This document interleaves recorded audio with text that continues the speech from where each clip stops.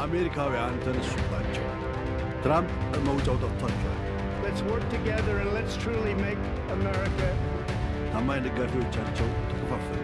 እኛ ሺህ ዓመት እንጠብቃለን። አሜሪካውያን እስከሚቀጥለው ምርጫ ብቻ ነው የሚጠብቁት።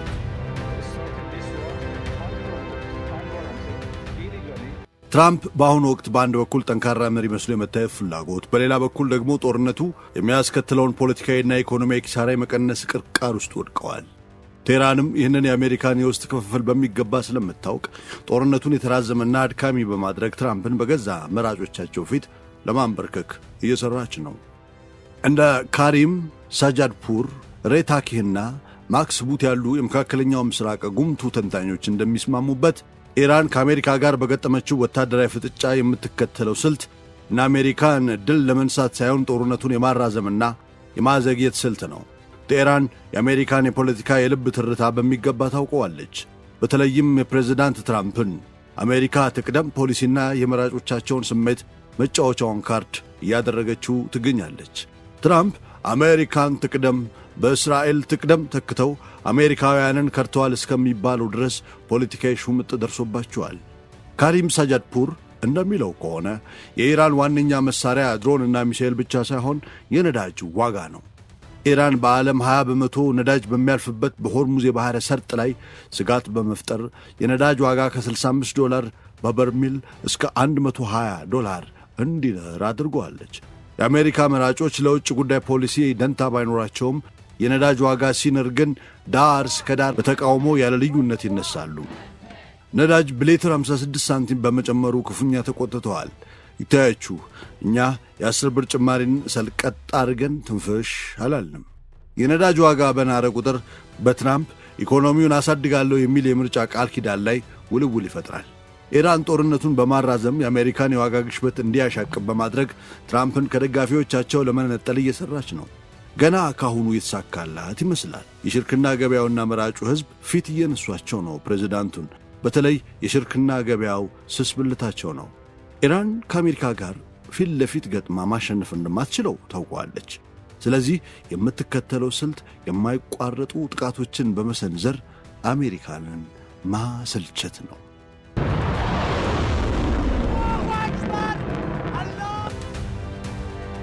የተወደዳችሁ የሳሎን ቲዩብ ቤተሰቦችና ተከታታዮቻችን ባልደረባችን ጋዜጠኛ ቁምላቸው አበበ ኢማም ወይንም ሞሼ ዳያን የተራዘመና ገልጃጃ ጦርነት በአሜሪካ ሕዝብ ዘንድ ሌላዋ ቪየትናም ወይንም ሌላዋ ኢራቅ የሚል ስጋት ይፈጥራል። ትራምፕ ማለቂያ የሌለውን ጦርነት አቆማለሁ ብለው ቃል ስለገቡ ጦርነቱ በተራዘመ ቁጥር ትራምፕ ወደ ማንወጣው ጦርነት እያስገባን ነው የሚለው ተቃውሞ ከግራ ዘመም ብቻ ሳይሆን ከቀኝ ዘመም ደጋፊዎቻቸው ጭምር እንዲነሳባቸው ያደርጋል ይለናል። ዮናስ ክብረት ዝርዝሩን እንዲያቀርበዋለሁ። ታላቅ የምስራች ለነጋዴዎች! ሜሪት ሪል ስቴት በንግድ መናኸሪያው መርካቶ ተክልዬ አካባቢ ከ3.4 ሚሊዮን ብር በሚጀምር ሙሉ ክፍያ ሱቅ አቅርቧል። 14 ካሬና ከዚያም በሚበልጥ ስፋት በመረጡት ይስተናገዳሉ። ቅድመ ክፍያው 30% ነው። ቢነግዱበት አለዚያ ቢያከራዩት ዳጎስ ያለ ጥቅም ያገኛሉ። በአንድ ዓመት ውስጥ የሚረከቡት ፕሮጀክት ነው። ለ30 ሰዎች ደግሞ የንግድ ማለማመጃ ሱቆች ተዘጋጅተዋል። በ0946 11 22 12 ወይም በ0957 83 80 52 ይደውሉ። ሜሪት ሪል ስቴት። የኢራን መሪዎች የአሜሪካ ፖለቲካ በሪፐብሊካኖችና በዲሞክራቶች መካከል ከፍተኛ ልዩነት እንደፈጠረ ይረዳሉ። ጦርነቱን በማራዘም በዋሽንግተን ያለውን የቃላት ጦርነት ይበልጥ እንዲካረር ያደርጋሉ። ዲሞክራቶች ትራምፕን ያለ ኮንግረስ ፈቃድ አደገኛ ጦርነት ውስጥ ገብቷል ብለው እንዲከሷቸው ምቹ ሁኔታ ይፈጥራሉ። ይህ የውስጥ ክፍፍል ትራምፕ በጦርነቱ ላይ ብሔራዊ አንድነት እንዳይኖራቸው በማድረግ በምርጫው ወቅት ተጋላጭ ያደርጋቸዋል። ኢራን ጦርነቱን ለማራዘምና ተጨማሪ ግንባሮችን ለመፍጠር በኢራቅ፣ የመንና ሊባኖስ በሚገኙ ወኪሎቿ ማለትም በነ ሄዝቦላህ፣ በሁቲና በኢራቅ የሺያ ሚሊሻዎች አማካኝነት በአሜሪካ ጥቅሞችና በእስራኤል ጥቃት ልትሰነዝር ትችላለች። ሄዝቦላህ ወደ እስራኤል ሮኬቶችን በማዝነብ ጦርነቱን ተቀላቅሏል። እስራኤልም ሊባኖስን እየደበደበችና በእግረኛ ጦሯ የታገዘ ዘመቻ ጀምራለች። ይህ በሙሉ አቅሟ ኢራን እንዳትዋጋ ከማድረጉ ባሻገር በተመሳሳይ ጊዜ የሄዝቦላህና የኢራን ሮኬቶችና ሚሳኤሎችን ለመመከት ተገድዳለች። እንደ ካሪም ሰጀድ ፑር ትንታኔ የኢራን መጨረሻ ግብ ትራምፕን ወታደራዊ ድል መንሳት አይደለም፣ ይልቁንም ትራምፕ በአገር ውስጥ ፖለቲካዊ ጫናና በኢኮኖሚ ቀውስ ተሸንፈው ድል ሳያደርጉ ድል አድርጌያለሁ ብለው በራሳቸው ፈቃድ ጦርነቱን እንዲያቆሙ ማስገደድ ነው። ኢራን የምትጫወተው የትዕግስት ጨዋታ ነው። እኛ ሺህ ዓመት እንጠብቃለን፣ አሜሪካውያን ግን እስከሚቀጥለው ምርጫ ብቻ ነው የሚጠብቁት የሚለው የቴህራን መርህ ትራምፕን በገዛ መራጮቻቸው ፊት ሽንፈትን እንደ ድል እንዲያውጁ ለማድረግ የታለመ ጉዳይ ነው። በፒው ጋሉፕና ሌሎች ታማኝ የሕዝብ አስተያየት አጥኚ ተቋማት መረጃ መሠረት አሜሪካውያን በእስራኤልና በኢራን መካከል ስላለው ጦርነት እንዲሁም ስለ አገራቸው ተሳትፎ ያላቸው አቋም እጅግ የተከፋፈለና የተወሳሰበ ነው። አብዛኛው አሜሪካዊ እስራኤል ራሷን የመከላከል መብት እንዳላት ያምናል። ሆኖም መንግሥታቸው በጦርነቱ ዘው ብሎ መግባቱን አይደግፉም። ቁጥራቸው ቀላል ያልሆኑ ሪፐብሊካኖችና ወግ አጥባቂ ክርስቲያኖች ፕሬዚዳንት ትራምፕን ደግፈው ከእስራኤል ጎን ሲቆሙ፣ ዲሞክራቶችና ገለልተኛ ግን በከፍተኛ ደረጃ እየተቃወሙትና እያወገዙት ይገኛሉ። ሆኖም ጦርነቱ በተራዘመ ቁጥር ግን የድጋፍ መጠኑ ከመቀነስ አልፎ ተቃዋሚዎችን መቀላቀሉ ሳይታለም የተፈታ መሆኑን ታሪክ ያስታውሰናል። ከፍተኛ ቁጥር ያላቸው የሪፐብሊካን ፓርቲ ደጋፊዎች ማለትም ወደ 75 በመቶ ገደማ የሚጠጉት አሜሪካ ከእስራኤል ጎን መሰለፏን ሲደግፉ፣ በዲሞክራቶች ዘንድ ያለው ድጋፍ ግን የተከፋፈለ ነው። ቁጥራቸው ቀላል ያልሆነ ማለትም ወደ 45 በመቶ ገደማ እስራኤልን ቢደግፉም የሰብአዊ መብት ጥሰቶች እንዳይከሰቱና ጦርነቱ ወደ ቀጠናዊ እልቂት እንዳያመራ ከፍተኛ ስጋት አላቸው። ምንም እንኳን ለአሜሪካ ጥቅሞችና ደህንነት ሲባል ጦርነቱን የሚደግፉ ቢኖሩም በቪየትናም፣ ኢራቅ፣ አፍጋኒስታን፣ ሶማሊያ ወዘተረፈ እንደተደረገው የአሜሪካ እግረኛ ጦር ወደ ኢራን እንዲዘምት አይፈልጉም። ከቪየትናም ከኢራቅና ከአፍጋኒስታን ጦርነቶች በኋላ አሜሪካውያን ለሌላ የተራዘመና መቋጫ ለሌለው ጦርነት ዝግጁ አይደሉም። እንደ ፒው ጥናት ከ60 በመቶ በላይ የሚሆኑት አሜሪካውያን አገራቸው ዲፕሎማሲን እንድታስቀድም እንጂ በቀጥታ ጦርነት ውስጥ እንድትገባ በፍጹም አይፈቅዱም። አሜሪካውያን ጦርነቱ የኑሮ ውድነትን እያባባሰ ስለሆነ ካሁኑ ተቃውሟቸውን እየገለጹ ነው።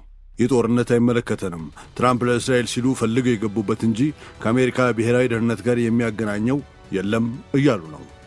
ከ65 ዓመት በላይ የሆኑ አሜሪካውያን ከእስራኤል ጋር ያላቸው መንፈሳዊና ታሪካዊ ትስስር ጠንካራ ስለሆነ ለእስራኤል ስስ ልብ ያላቸው ሲሆኑ በፒውና ጋሉፕ ጥናቶች መሠረት ወጣቶች ጦርነቱ በንጹሐን ላይ ጉዳት እንዳያደርስ ይሰጋሉ።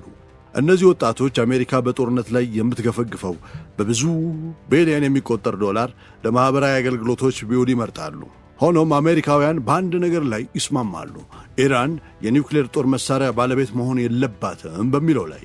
ከ80 በመቶ በላይ የሚሆኑት አሜሪካውያን የኢራን የኒውክሌር ፕሮግራም ለዓለም ሰላም ትልቅ ስጋት እንደሆነም ያምናሉ። ሆኖም ይህን ስጋት ለማስቆም የሚመርጡት መንገድ ዲፕሎማሲያዊ ወይስ ጦርነት የሚለው ላይ ስምምነት የለም። የሚያስከትለው ፖለቲካዊ ጦስና ዳፋ ግን ግልጽ ነው። በ2026 የሚካሄደው የአሜሪካ የመካከለኛው ዘመን ምርጫ በእስራኤል ኢራን ጦርነት ምክንያት ከፍተኛ የፖለቲካ ትኩሳት ያስተናግዳል ተብሎም ይጠበቃል። የፒው ምርምር ማዕከልና የኩክ ፖለቲካል ሪፖርት ትንታኔዎች መሠረት በማድረግ ጦርነቱ በምርጫው ላይ ሊያመጣ የሚችለውን ዋና ዋና ተጽዕኖ እንመልከት። በአሜሪካ የምርጫ ወቅት ሁልጊዜም ቀዳሚው አጀንዳ ኢኮኖሚ ነው። ጦርነቱ በቀጥታ ከአሜሪካውያን ኪስ ጋር ይገናኛል። በመካከለኛው ምስራቅ የሚነሳ ጦርነት የነዳጅ ዋጋን ያንራል። እንደ ዘ ኢኮኖሚስት መጽሔት ትንታኔ ከሆነ የነዳጅ ዋጋ መጨመር በሥልጣን ላይ ያለው የሪፐብሊካን ፓርቲ ድምፅ እንዲያጣ ያደርገዋል። መራጮች ለኑሮ ውድነቱ ተጠያቂ የሚያደርጉት ዋይት ሃውስን ነው። ጦርነቱ የዓለም የንግድ መስመሮችን ስላስተጓጎለ የሸቀጦች ዋጋ ጨምሯል። ይህ ደግሞ የአሜሪካን ፕሬዝዳንታዊ ምርጫ በሚወስኑ 6 ግዛቶች ወይንም ስዊንግ ስቴትስ የሚገኙ መራጮችን ውሳኔ ይቀይረዋል። ሆኖም ከፍ ብሎ ለመግለጽ እንደተሞከረው የዲሞክራት ፓርቲ ደጋፊዎች በጦርነቱ ምክንያት ለሁለት መከፈላቸው በምርጫ ውጤት ላይ ተጽዕኖ እንዳያሳደር ከወዲሁ ስጋት መፈጠሩ አልቀረም። ተራማጁ ክንፍ ወይንም ፕሮግሬሲቭ ወጣት መራጭና የግራ ዘመን ፖለቲከኞች አሜሪካ ለእስራኤል የምታደርገውን ወታደራዊ ድጋፍ ይቃወማሉ። ይህ ቡድን በምርጫው ቀን ለዲሞክራት እጩዎች ድምፅ ይሰጣል ተብሎ ሲጠበቅ፣ ለዘብተኛ የሆኑ ዲሞክራቶች ደግሞ እስራኤልን በመደገፍ ለሪፐብሊካን እጩዎች ድምፅ ሊሰጥ አሊያም በምርጫ ባለመሳተፍ አቋሙን ሊገልጽ ይችላል። ይህ የውስጥ ክፍፍል ለሪፐብሊካን ፓርቲ መልካም ዜና ነው።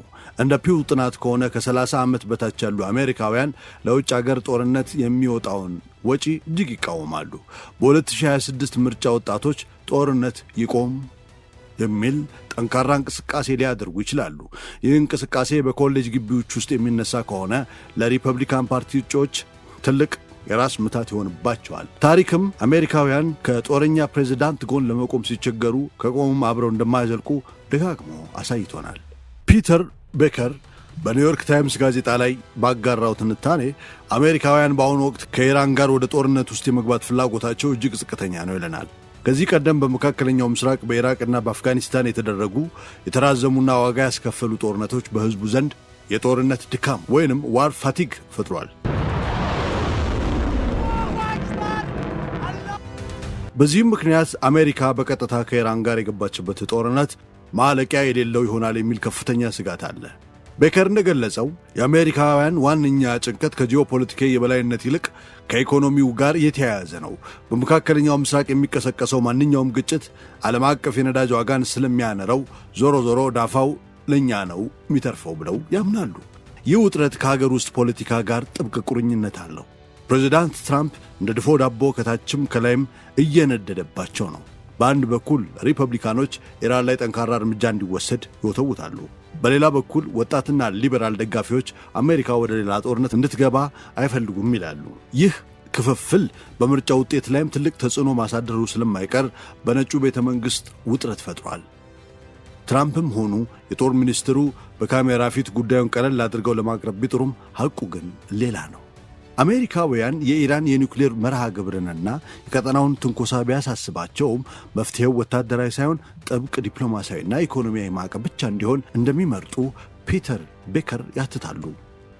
በአሜሪካን ታሪክ ውስጥ የዋይት ሃውስ ቢሮ የሌላ ኃያልነት ምልክት ብቻ ሳይሆን እጅግ አስቸጋሪ የሆኑ የጦርነት ውሳኔዎች የሚመነጩበትና የሚመሩበት ቤተ መንግሥት ነው።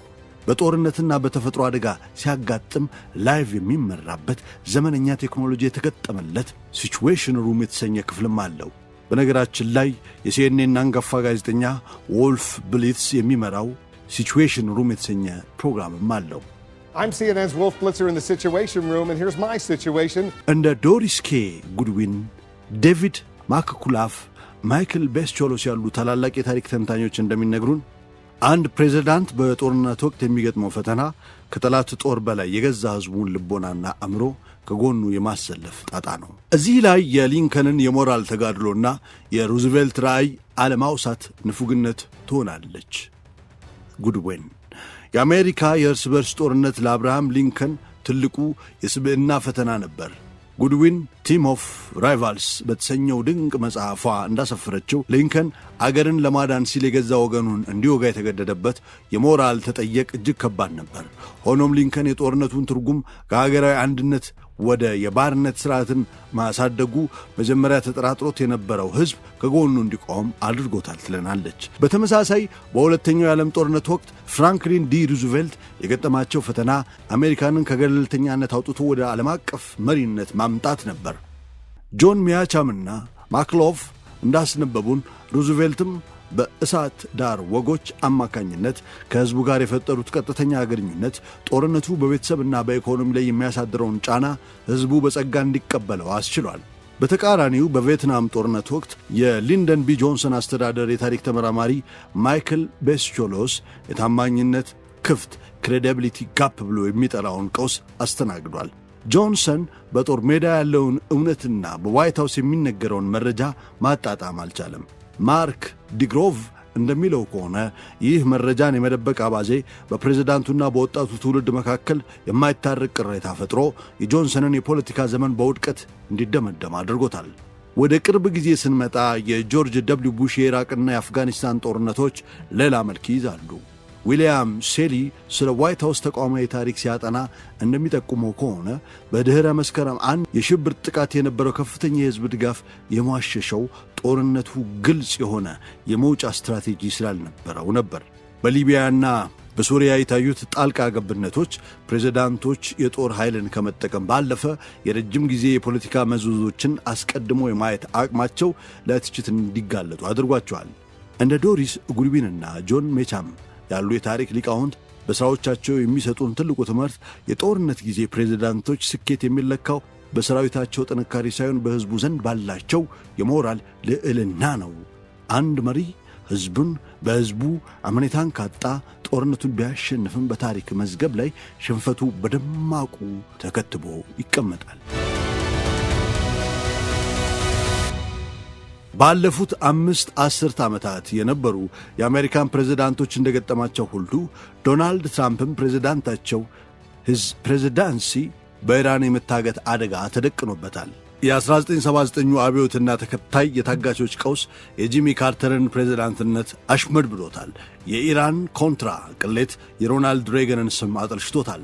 ከጦርነት በኋላ በነበረችው ኢራቅ ውስጥ የታየው የኢራን ደባ ጆርጅ ደብሊው ቡሽን አሳጥቷል። የኢራን የኒውክሌር ስምምነትና በዚያ ዙሪያ የነበረው የፓርቲዎች ፍጥጫ የባራክ ኦባማን ሁለተኛ የሥልጣን ዘመን ፈትኖበታል። ለመሆኑ ኢራን ኮንትራ ምንድን ነው? የኢራን ኮንትራ ቅሌት በ1980ዎቹ አጋማሽ በፕሬዝዳንት ሮናልድ ሬገን አስተዳደር ውስጥ የተከሰተ ከፍተኛ የፖለቲካ ቀውስ ነው። ጉዳዩ የጀመረው አሜሪካ በሊባኖስ የታገቱ ዜጎቿን ለማስፈታት በማሰብ መሳሪያ እንዳይሸጥላት ታግዳ ለነበረችው ለኢራን በምስጢር የጦር መሳሪያዎችን መሸጥ በመጀመሯ ነው። ይህ ድርጊት አሜሪካ በይፋ ከምትከተለው ከሽብርተኞች ጋር አንደራደርም ከሚለው ፖሊሲ ጋር የሚጋጭ ነበር። የቀውሱ ዋናው ነጥብ ደግሞ ከመሳሪያ ሽያጩ የተገኘው ትርፍ በምስጢር ተቀይሮ በኒካራጓ የሚንቀሳቀሱትን ኮንትራ የተባሉ አማጽያንን ለመርዳት መዋሉ ነበር። የአሜሪካ ኮንግረስ ለነዚህ አማጽያን የሚደረግ ማንኛውንም የገንዘብ ድጋፍ በሕግ አግዶ በነበረበት ወቅት የመንግሥት ባለሥልጣናት ይህንን ሕግ በመጣስ በምስጢር ድጋፍ ማድረጋቸው ከፍተኛ የሕግና የሞራል ጥያቄ አስነስቶ ነበር። ይህ ቅሌት ይፋ ሲሆን የአስተዳደሩን ተአማኒነት ክፉኛ የጎዳው ሲሆን እንደ ሌተናል ኮሎኔል ኦሊቨር ኖርዝ ያሉ ባለሥልጣናት ለምርመራ በምክር ቤት ፊት ለፊት እንዲቀርቡ ምክንያት ሆኗል። ፕሬዝዳንት ሮናልድ ሬገን ስለ ገንዘብ ዝውውሩ መረጃ እንዳልነበራቸው ቢገልጹም ክስተቱ በኋለኛው የአሜሪካ የውጭ ጉዳይ ፖሊሲና በፕሬዝዳንታዊ ሥልጣን ገደብ ላይ ትልቅ ተጽዕኖን አሳድረዋል። ትራምፕ የኢራን የነጻነት ግንባር ወይንም አክሲስ ኦፍ ሬዚስታንስ አባል በሆነው በሐማስ የተሰነዘረው የጥቅምት 7ቱ ጥቃት ጆ ባይደንን ለዋጠ ጨካኝ ጦርነት ምክንያት ሆኗል። ትራምፕ ሁለተኛው የሥልጣን ዘመኔን ጦርነቶችን በሚያቆም የሰላም ስምምነቶች አሳልፋለሁ ብለው አልመው ነበር። ነገር ግን ዘው ብለው በኢራን ጦርነት ገብተዋል። ትራምፕ እንደ ቬኔዙዌላ አይነት ክስተት ማለትም ያገዛዙን ራስ በፍጥነት መቁረጥና ቀጥሎም ከተተኪው መሪ ጋር ፈጣን ስምምነት አደርጋለሁ ብለው ተስፋ ያደረጉት ነገር አሁን ወደ ለየለት ቀጠናዊ ጦርነት ተቀይሯል። ቴህራን ይህ እንዳይሆን ቀድማ ብታስጠነቅቅም ለትራምፕ ግን ያልጠበቁት ነው የሆነው። ሲአይኤ በኢራን ውስጥ ያሉ የኩርድ ቡድኖችን እያስታጠቀ መሆኑን የሚገልጹ ዘገባዎች የወጡ ሲሆን ይህ አሜሪካን ወደማትወጣው የጦርነት አዘቅት እንዳይዘፍቃት ተሰግቷል። በቬኔዙዌላ ዴሎሲ ሮድሪጌዝ ምክትል ፕሬዝዳንት ሆና እያገለገለች ሳለ የኢኮኖሚና ፋይናንስ ሚኒስቴርን ደርባ ትመራ ነበር። ሴትየዋ የዋዛ አይደሉም። ፕሬዝዳንት ኒኮላስ ማዱሮ ከመያዛቸው በፊትም ከትራምፕ አስተዳደር ጋር ምስጢራዊ ግንኙነት ነበራት። በካራካስ ከሲአይኤ ዳይሬክተር ጆን ራትክሊፍ ጋር ለ2 ሰዓታት የቆየ ውይይት በማድረግ ለአሜሪካ ተጽዕኖ ጥርጊያውን አመቻችታለች። ከሐማኒ በኋላ ያለው የኢራን ምድር ግን እንደዚህ አይነት ብቸኛና ሥልጣን ያለው ተደራዳሪ የለውም። የእስላማዊት ሪፐብሊክ ትይዩ የሥልጣን መዋቅር ለ47 ዓመታት ከዘለቀው የመቋቋም ርዕዮተ ዓለም ጋር ተዳምሮ ለዘመናት የማይፈታ የሥልጣን ትብታብ ፈጥሯል። ከአሜሪካ ጋር ዕርቅ መፍጠር የሚፈልጉት አቅም የላቸውም። አቅም ያላቸው ደግሞ ዕርቅ መፍጠር አይፈልጉም። በአሁኑ ወቅት በቴህራን ውስጥ እንደ ዴሊስ ሮድሪጌዝ ለመደራደር ፍላጎትም ሆነ ተጽዕኖ ያለው አንድም ሰው የለም። እስራኤል በኢራን ውስጥ የምታካሄደው የፖለቲካ ግድያ ፍጥነት በሪፐብሊክ ውስጥ ያለው የሥልጣን መዋቅር በየጊዜው እየተቀያየረ ነው። የተገደሉት የበላይ መሪ 56 ዓመቱ ልጃቸው ሞጅታብ ሐሚኒ ተክቷቸዋል። አባት እናትና ባለቤት በተገደለባቸው ማግስት ወደ ሥልጣን መጥተዋል። በሁለቱ ጨካኝ የኢስላማዊ አብዮት ዘብ ቁልፍ ሰዎች ማለትም በሆሴን ታዕምና አህመድ ሻሂድ በመታገዝ የአባታቸውን አውዳሚ ውርስ ያስቀጥላሉ ተብሎ ይጠበቃሉ። ሆኖም ሞጅታብ የቅቡልነትም ሆነ የቆይታ ጊዜ ቀውስ ከፊታቸው ተደቅኗል። የሕዝብ ውክልና የላቸውም። በቅርቡ የወጣ የብሉምበርግ ዘገባ በውጭ አገራት ካለ ከፍተኛ የገንዘብ ማጠብ ወይንም መኒ ላውንደሪንግ ወንጀል ጋር ያነሳቸዋል። በተጨማሪም ቀጣይነት ካለው የእስራኤል አሳዳጅ ግድያ ዘመቻ ማምለጥ ይኖርባቸዋል።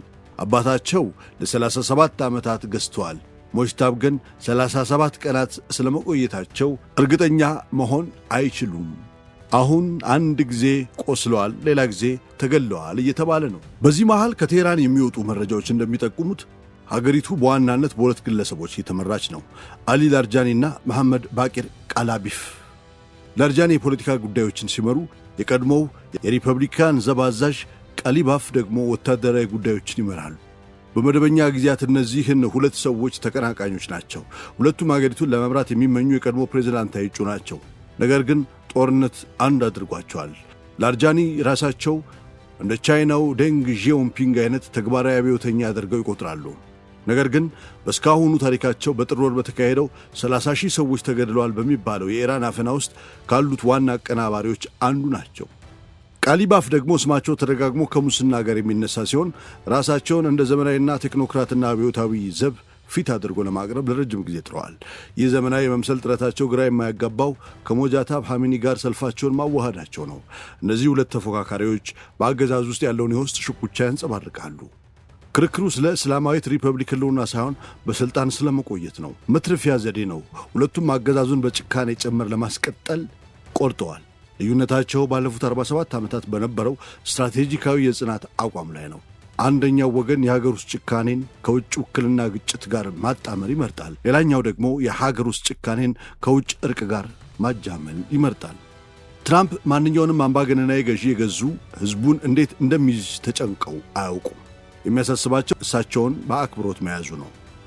የቴህራን አዲሶቹ ገዢዎች ከትራምፕ ጋር ከመደራደራቸው በፊት ድርድሩ የኢራንን አብዮቱን ያድናል ወይንስ ያጠፋል የሚለው ጥያቄን መመለስ ይኖርባቸዋል። ትራምፕ የመጀመሪያውን የጦርነት ሳምንት እንደ ጃዝ ኢምፕሮቫይዜሽን ሙዚቃ ነው ያዩት። ከተለያዩ ጋዜጠኞች ጋር በሚያደርጉት ውይይት ልዩ ልዩ ትንታኔዎችንና ስልቶችን ሲሰነዝሩ ቆይተዋል። ይህ ጠላትን ለማደናገር የታሰበ ስትራቴጂካዊ ድንግዝግዝ ሳይሆን የእውነተኛ ግራ መጋባት ምልክት ነው። ለትራምፕ ቅርበት ያላቸው ባለሥልጣናት ትራምፕ በዕቅድ አልቦነትና በአገር ውስጥ ፖለቲካዊ አንድምታ መሃል እየተወዛጋገቡ መሆኑን ይገልጻሉ። አንድ ባለሥልጣን እንደተናገሩት አስተዳደሩ በጦርነቱ ምክንያት የናረውን የነዳጅ ዋጋ ለመቀነስ ሲል የኢራን የኢኮኖሚ ደም ስር በሆነው የነዳጅ ኤክስፖርት ላይ የተጣለውን ማዕቀብ ሳይቀር ሊያነሳ ይችላል ሲሉ ትራምፕ አስተዳደር የገቡበትን ቅርቃር ያሳያሉ። ቴህራን የአሜሪካ የሕዝብ አስተያየት የፕሬዝዳንቶችን ቀጠናዊ ፍላጎትን ለመግታት ትልቅ አጋር መሆኑን ላለፉት 10 ዓመታት ተረድታለች። ይህ ትምህርት በግልጽ የታየው በ1983 በቤይሩት የአሜሪካ የባህር ኃይል ሰፈር ላይ በደረሰውና በኢራን በሚመራው የቦምብ ጥቃት ሳቢያ ፕሬዝዳንት ሬገን ጦራቸውን ከሊባኖስ እንዲያስወጡ በተገደዱበት ወቅት ነበር። ዛሬም አገዛዙ ያንን ዘዴ እየተጠቀመ ነው። በባሕረ ሰላጤው ጎረቤቶቹ ላይ ሁከት በመፍጠርና በሆርሙዝ የባሕር ሰርጥ በሚያልፈው 20 ሚሊዮን በርሜል ነዳጅ ላይ ስጋት በመደቀን ቴህራን ዓለም አቀፍ የኤነርጂ ዋጋን ለመስቀልና የአሜሪካንን የሀገር ውስጥ ፖለቲካዊ ድባብ ለማወካልማለች። ግቧ ትራምፕን ከተራዘመ ጦርነትና ከመራጮቻቸው እንዲመርጡ በማድረግ ቁርጠኝነታቸውን ማድከም ነው። የቴህራን ፍላጎት ትራምፕ በድንገት የይስሙላ ድል አውጀው ከጦርነቱ እንዲወጡ ማድረግ ነው። ጦርነቱ በጀመረ በአጭር ጊዜ ውስጥ የኢራን ጸደይ አብዮት ይወለዳል የሚለው በተስፋ ላይ ያነጣጠረ ተስፋ እንደ ጉም እየተነነ ነው። በአሁኑ ወቅት ኢራናውያን የጦርነቱን ተሳታፊ ሳይሆኑ ታዛቢዎች ናቸው። ለደህንነታቸው ሲሉ ከጦርነቱ ለመራቅ እየሞከሩ ነው። በጭቆና ስር የሚኖሩ ሕዝቦች ፈላጭ ቆራጩን አገዛዝ የሚያጠፋና ዜጋውን ነፃ የሚያወጣ ተአምራዊ ጥይት ማጂክ ቡሌት ይመኛሉ። ነገር ግን እንደ ሁሉም ጦርነቶች የኢራን ጦርነትም ከዚህ ቅዠት በተቃራኒው ጥንቃቄ የታየበት ሆኗል። ጦርነቱ በጀመረ ጥቂት ሰዓታት ውስጥ በደቡባዊ ኢራን በሚገኘው ሻጃሬህ ታይቤህ የተባለ የሴቶች ትምህርት ቤት ላይ በስህተት ያረፈው ጥቃት ሁልጊዜም ከባድ ዋጋ የሚከፍሉትን ንጹሐን መሆናቸውን የሚያሳየው መራራ እውነት ከመሆኑ ባሻገር የዜጎችን ልብ ያለ ልዩነት ሰብሯል። በዚህ ቀውጢ ወቅት ፖለቲካዊ ነጥብ ለማስቆጠር መጋጋጥ አይታሰብም። እንደ ሲኤንኤን፣ ቢቢሲና አልጀዚራ ያሉ ዓለም አቀፍ የዜና ተቋማት ዘገባዎች እንደሚያመለክቱት በእስራኤልና በአሜሪካ በአንድ በኩል እንዲሁም በኢራንና በወኪሎቿ መካከል የተቀሰቀሰው ግጭት 13ኛ ቀኑን ሲይዝ ቀጠናው ከዚህ ቀደም ታይቶ በማይታወቅ የለየለት ጦርነት ውስጥ ወድቋል። ባለፉት 2 ሳምንታት ኢራን በእስራኤል ስልታዊ ወታደራዊ ስፍራዎች ላይ ያነጣጠረ መጠነ ሰፊ የሚሳኤል ጥቃት የሰነዘረች ሲሆን እስራኤል በበኩሏ በአሜሪካ የቴክኖሎጂና የስለላ ድጋፍ በመታገዝ በኢራን የኒውክሌርና የነዳጅ ማጣሪያ ተቋማት ላይ ተከታታይ የአየር ድብደባዎችን ፈጽማለች። ይህ ሁኔታ በመካከለኛው ምስራቅ ለዓመታት የቆየውን እጅ አዙር ጦርነት ወደ ቀጥተኛና ግልጽ ግጭት ቀይሮታል። የአሜሪካ ሚና በዚህ ጦርነት ውስጥ ከድጋፍ አልፎ ወደ ንቁ ተሳታፊነት መሸጋገሩን የፖለቲካ ተንታኞች ይገልጻሉ። እንደ CNN ዘገባ ዋሽንግተን በመቶዎች የሚቆጠሩ የጦር አውሮፕላኖችንና የባህር ኃይል አጥፊ መርከቦችን በክልሉ በማሰማራት ለእስራኤል የጥበቃ ከለላ ከመስጠት ባለፈ በኢራን ቁልፍ ወታደራዊ ይዞታዎች ላይ በሚደረጉ ጥቃቶች ቀጥተኛ እገዛ እያደረገች ትገኛለች። ፕሬዚዳንት ትራምፕ ግጭቱ እንዳይባባስ ጥሪ ቢያቀርቡም በተግባር ግን የአሜሪካ ጦር ከእስራኤል ጋር በመቀናጀት በኢራቅና በሶሪያ የሚገኙ የኢራን ደጋፊ ታጣቂዎችን እየመታ ይገኛል። ይህም ጦርነት የአህጉራዊ ኃይሎች ፍልሚያ አድርጎታል። በኢራን በኩል ያለው ምላሽ እጅግ ጠንካራ መሆኑን አልጀዚራ በስፋት እየዘገበው ይገኛል። ቴሄራን የመቋቋም ዘንግ ወይንም አክሲስ ኦፍ ሬዚስታንስ ብላ የምትጠራቸውን እንደ ሂዝቦላና ሁቲ ያሉ ቡድኖችን ሙሉ በሙሉ ወደ ጦርነት በማስገባት በእስራኤል የንግድ ወደቦችና የእህል ማመንጫዎች ላይ ከፍተኛ ጫና እያሳደረች ነው። ቢቢሲ እንደዘገበው ከሆነ ደግሞ የኢራን ባለሥልጣናት እስራኤልና አሜሪካ ጥቃታቸውን የሚቀጥሉ ከሆነ መላውን ቀጠና ወደ እሳትነት የሚቀይር አውዳሚ ምላሽ እንደሚሰጡም ዝተዋል። ይህ ደግሞ የዓለም አቀፍ የነዳጅ ዋጋ እንዲንርና የባህር ላይ የንግድ መስመሮች እንዲስተጓጎሉ ምክንያት ሆኗል። በአሁኑ ወቅት ያለው ወታደራዊ ግምገማ እንደሚያሳየው በእስራኤል በአየር የበላይነትና በቴክኖሎጂ የተራቀቀ የመከላከያ ስርዓት ብልጫ ቢኖራትም የኢራን የተዘበራረቀና የረጅም ርቀት ሚሳኤል አቅም ግን ከፍተኛ ስጋት ሆኖባታል። ዘ ኢኮኖሚስት እንደተነተነው ደግሞ ይህ ጦርነት በሁለቱም ወገኖች ላይ ከፍተኛ የኢኮኖሚ ኪሳራ እያስከተለ ይገኛል። በተለይም እስራኤል በበርካታ ግንባሮች በሊባኖስ፣ በጋዛና በየመን በአንድ ጊዜ መዋጋቷ የሰው ኃይሏን፣ የፋይናንስ አቅሟን እየተፈታተነው ሲሆን ኢራን ደግሞ በተጣለባት ማዕቀብና በደረሰባት የመሠረተ ልማት ውድመት ምክንያት ከፍተኛ ማኅበራዊ ቀውስ ውስጥ ልትወድቅ እንደምትችል ተገምቷል። በማጠቃለያው የ13ኛው ቀን ወቅታዊ መረጃን እንደሚያሳዩት ዲፕሎማሲያዊ ጥረቶች እስካሁን ስኬት አላስመዘገቡም። የተባበሩት መንግስታት ድርጅትና የአውሮፓ ህብረት ተኩስ እንዲያቆሙ ቢወተውቱም ሁለቱም ወገኖች ጥቃታቸውን አጠናክረው ቀጥለዋል።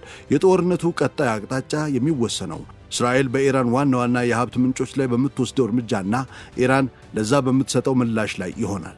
አሁን ባለው ሁኔታ ግጭቱ በቅርብ የመርገብ ምልክት የማይታይበት ሲሆን ይልቁንም ወደ ሰፊ የቀጠናው ጦርነት የመሸጋገር ዕድሉ ከፍተኛ ሆኖ ቀጥሏል።